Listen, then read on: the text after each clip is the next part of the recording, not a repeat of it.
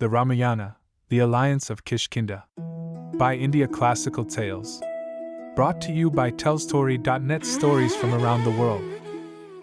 After the golden deer had led Rama deep into the forest and Lakshmana had gone running after a cry that was not really his brother's voice, Sita vanished from Panchavati in Ravana's chariot, screaming names no god could reach in time. The vulture king Jatayu, ancient and grey-feathered, had tried to stop that chariot. His wings were severed.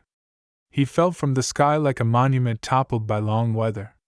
But he kept his breath long enough to tell Rama what he had seen, and when Rama performed the old bird's last rites, the great and loyal life departed with its testimony given. Now Rama and Lakshmana moved south with no certainty about where Sita was being held, only the direction Jatayu had managed to point toward, and the scattered ornaments that she had torn from her body and flung downward through the sky one by one like a trail of stars for Rama to follow.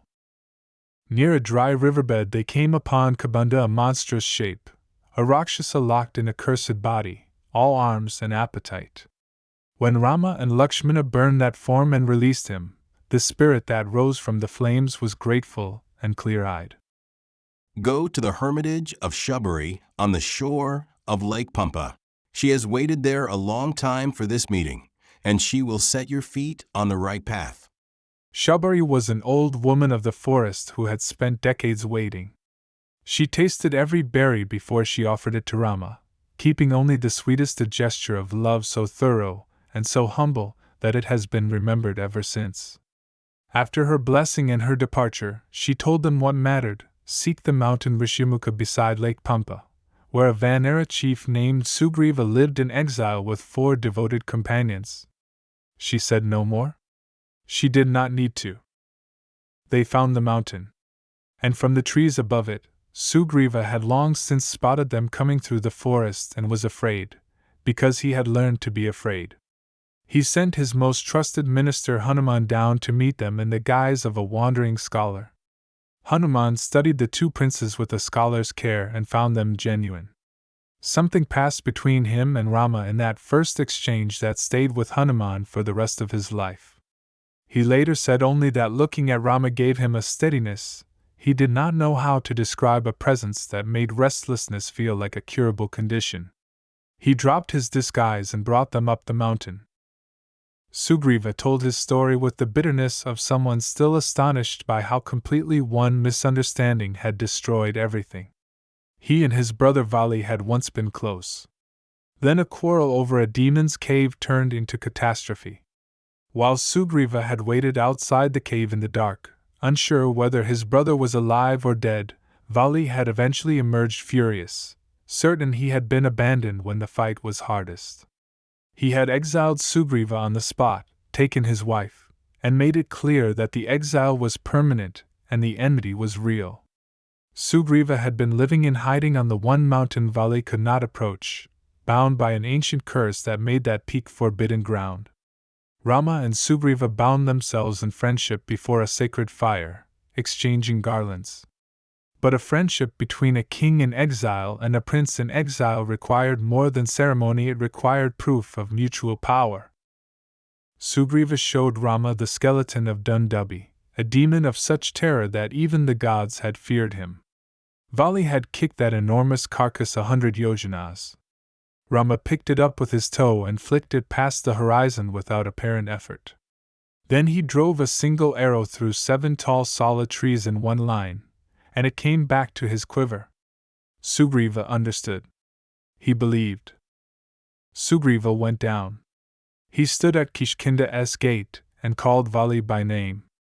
The duel that followed was fast and bruising, and from his place among the trees Rama did what he could not take back: he held his bow and watched. In the violence of close combat the 2 brothers were the same reach, the same speed, the same way of turning under a blow, and he could not be certain of the right target.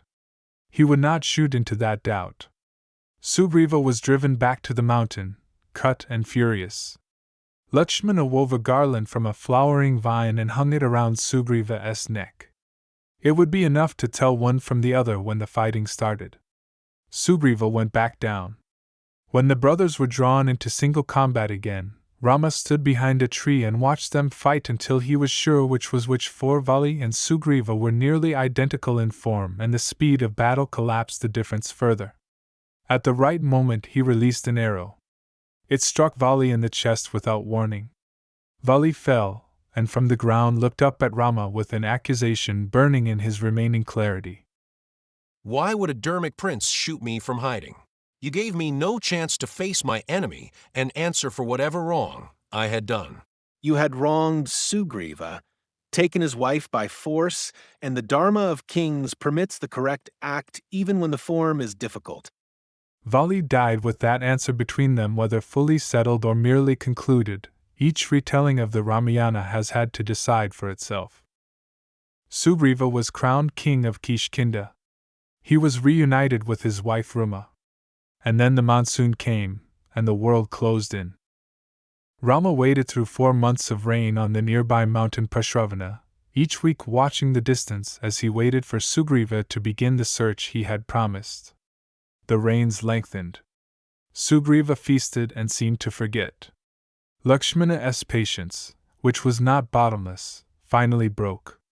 He came to Kishkindha with barely contained fury, and Sugriva, reminded sharply of what he owed, moved quickly to make good his debt. Search parties were assembled and dispatched in all 4 directions with 1 month apiece to bring back news: east toward the great rivers, north toward the Himalayan ranges, west toward the sea, and south toward the lands where the earth narrowed and the ocean pressed in from both sides. To the southern party he gave the strongest chiefs, Hanuman, the young Prince Angada, the battle-seasoned Jambavan, and the finest trackers in the Vanera army. It was understood without being spoken directly that if Sita was anywhere, she was in that direction. They searched through forests, mountains, and desolate coasts, following every rumor and testing every silence.